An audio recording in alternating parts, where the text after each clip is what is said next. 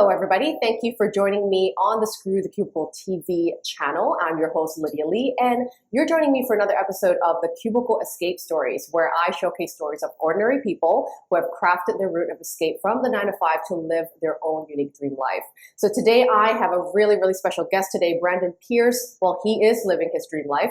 He is also one of the 25 stories I am featuring in my upcoming book, Screw the Cubicle. And so during the past 7 years, Brandon's been traveling with his wife and 3 daughters to over 32 countries. He definitely beats me by a mile. And he's doing all this while world schooling and running his online business.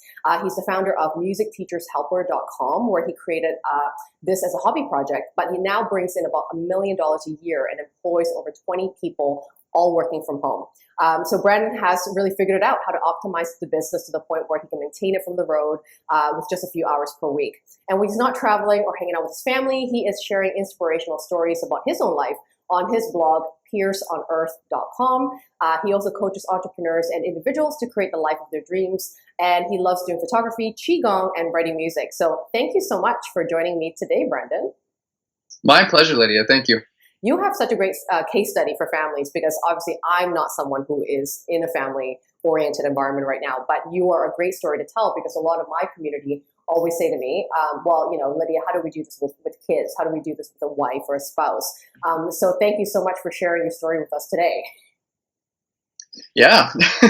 Yeah, it's a different journey, I think. It is a different journey. Same principles. Yeah, absolutely. So it wasn't that long ago. So in 2009, you were living in America, right? Suburbia America. You were doing well with your career, but you were feeling somewhat kind of unfulfilled, a bit stagnant in your personal growth. I was wondering, what was that turning point for you, or that realization moment that traditional life wasn't really in alignment with maybe your higher values or the way that you want to live your life? So what prompted you to kind of like take matters to your own hands to create your own vision of happiness? There were a few turning points that kind of gradually led me to this stage, but I think one of the first was around that time. It was around 2003 or 4. I was working in a call center doing internet tech support, earning like $10 an hour, right, and not really feeling fulfilled or enjoying it. But I was also going to school in the evenings to study computer programming, thinking that's the career I wanted to go into. And then around that time, my wife's father, who was also in the IT industry, lost his job. Right. The company was just downsizing, and it just kind of turned a light on for me. I'm like, wait, that means there's really no such thing as job security when you work for somebody else. I wanted a safe, secure job to take care of my family.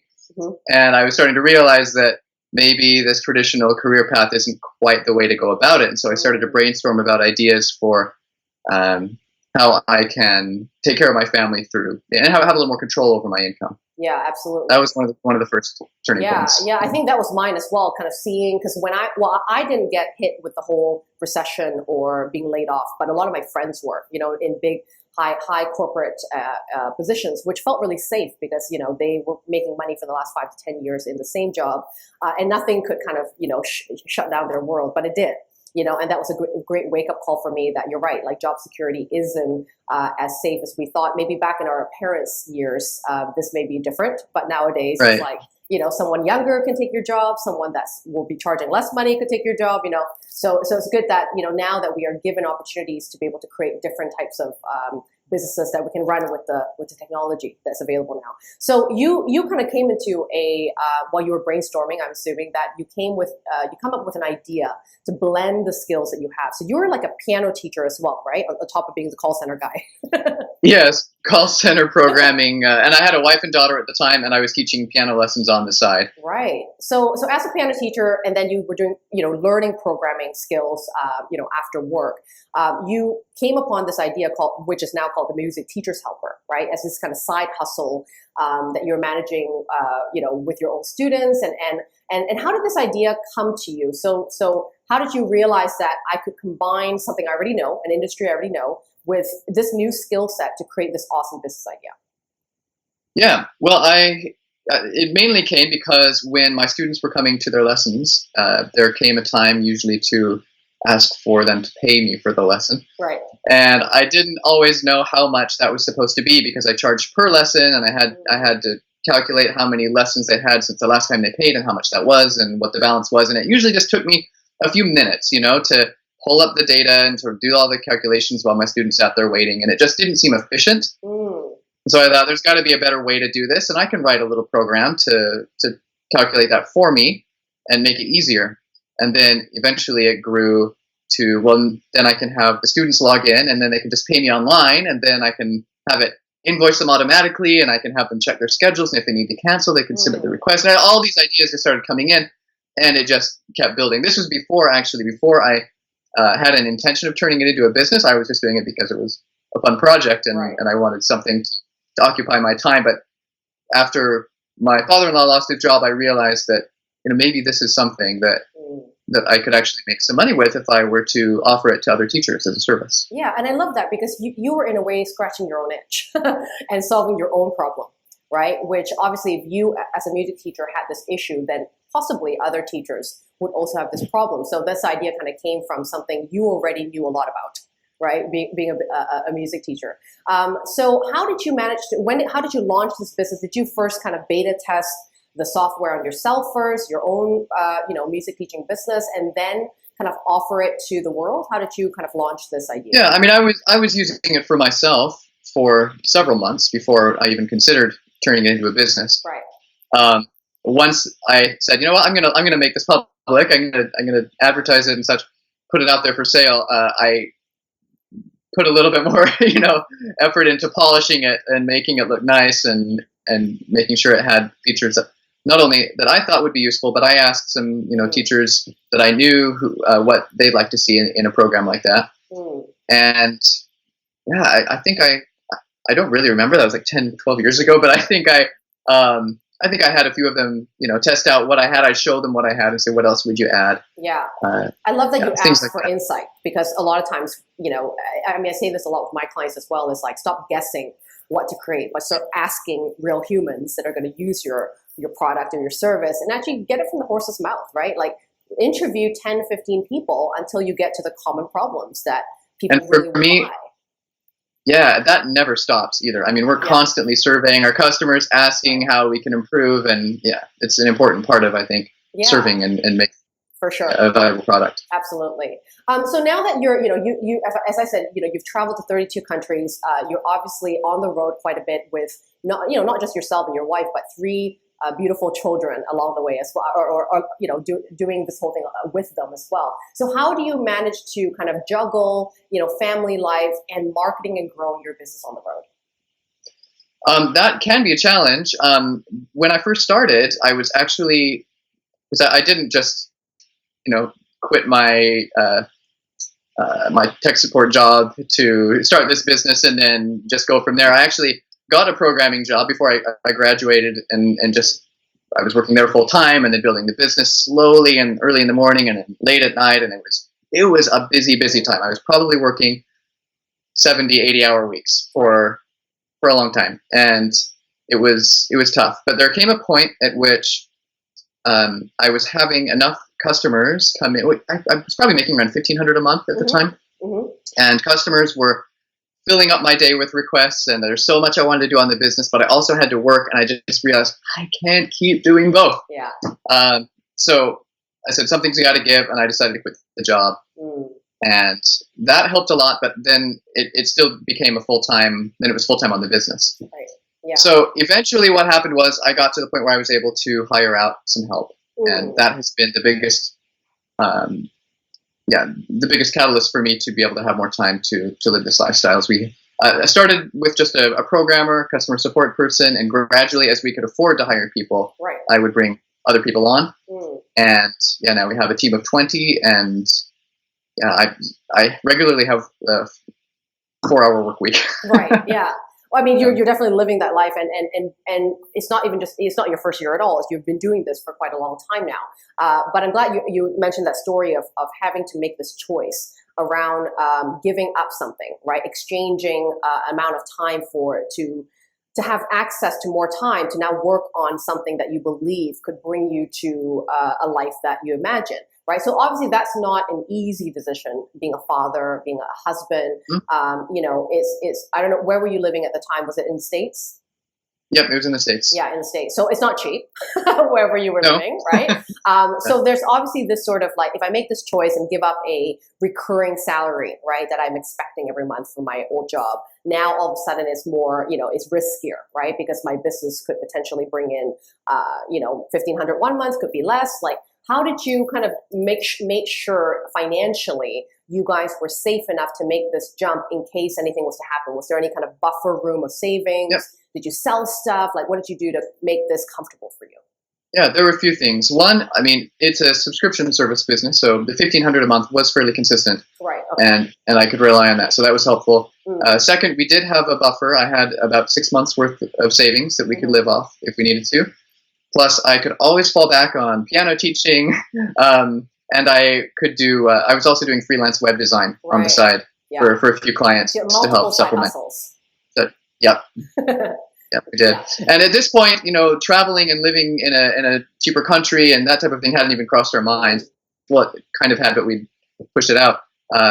So yeah, that wasn't on our radar until after we had been, just running this business for a while and realized, hey, now that this is all online, we don't have to stay here anymore. Right. We can go anywhere. Yeah, you don't have to be tied to a particular location. That's right. Yeah. So what did you do after that? Did you decide to sell everything? Did you just kept something in storage to test out the waters at kind of a bit of sabbatical? What did you do then? Well, what happened is my wife's mother actually passed away from cancer when she was around 50. And I think that was one of the main things that just woke us up to this realization that, life is short and the time to live and to give ourselves and our kids the kind of experiences and education that we want, that time is now. And so when that happened, we were like, we need to do something more than stay here and do the same boring thing every day. So we decided we wanted a big change. First we tested the waters with a 6-week trip to Panama to see how we would, flow together as a family, being together 24/7. And it was the most bonding, wonderful experience. So we came back and made preparations to sell the house and sell pretty much everything that we owned and put a little bit in storage. And now we travel with carry-on luggage ever since. We have a suitcase each and a backpack.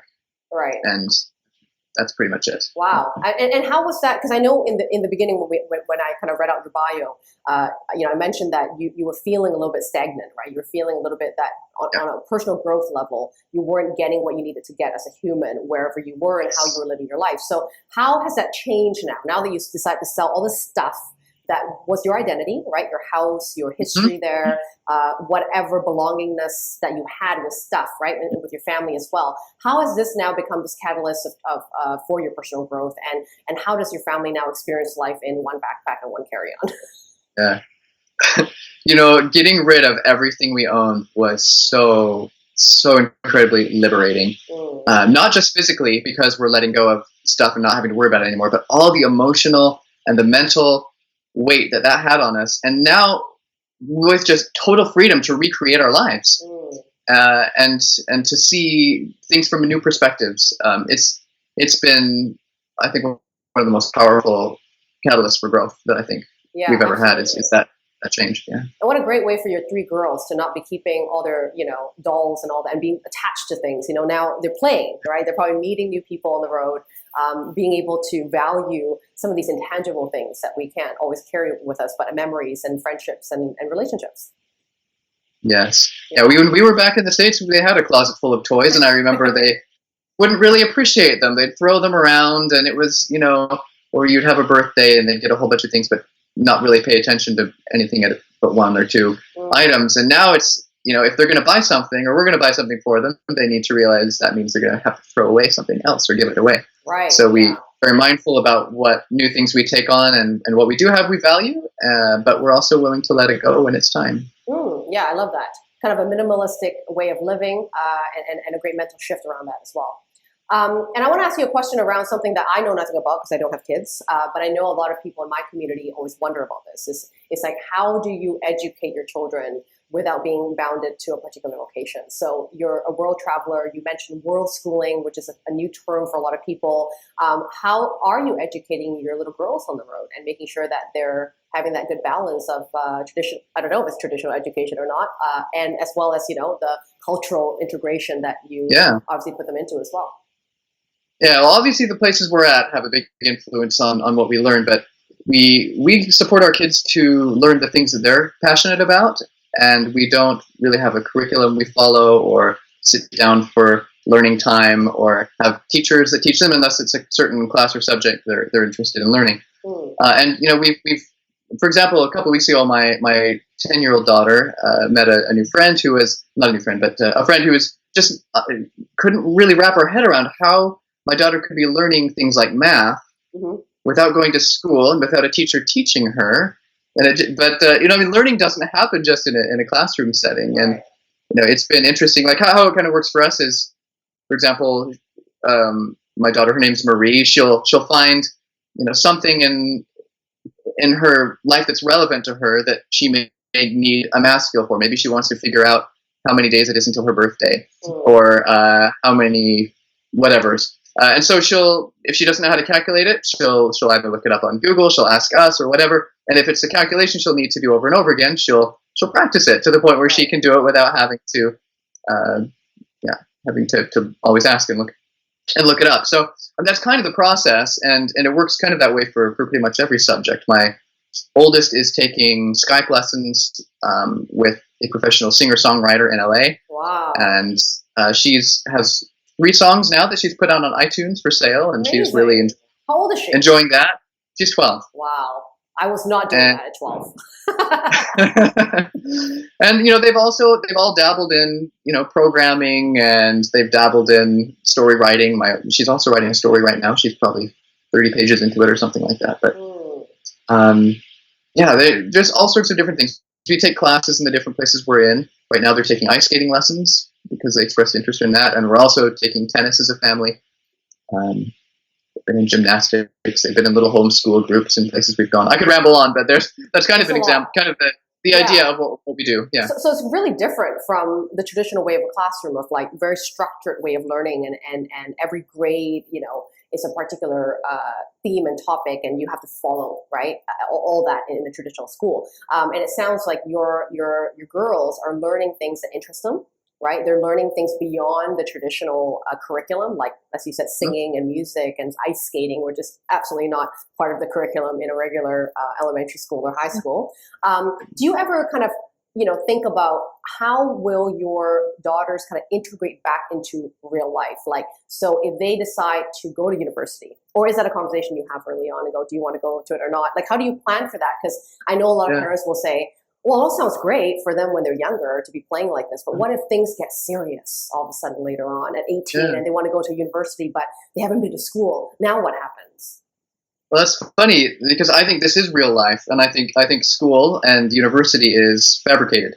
And even, if they want to go into certain professions that would need a college degree, such as a lawyer or a doctor, then they would do that. And there are many colleges now that are accepting and even looking for students who have been educated in alternative ways because they are a little bit more outside the box, and so that's becoming easier and easier as a homeschooler to get into university. But we're kind of encouraging a more entrepreneurial mindset, and I think that there's so many ways that you can make a living, and more than just make a living, to really make a meaningful life. Yeah. And I think the skills that they need are not something that they can learn in a classroom. They're skills that they learn through experience and through life. And so true. And having a love of learning and keeping that passion alive. I mean, if you can read and you can write, this day and age, we don't need information fed to us. We have Google. So it's just, the determination, the passion, the love of learning, that's what's going to help them succeed, I believe. Yeah, love that.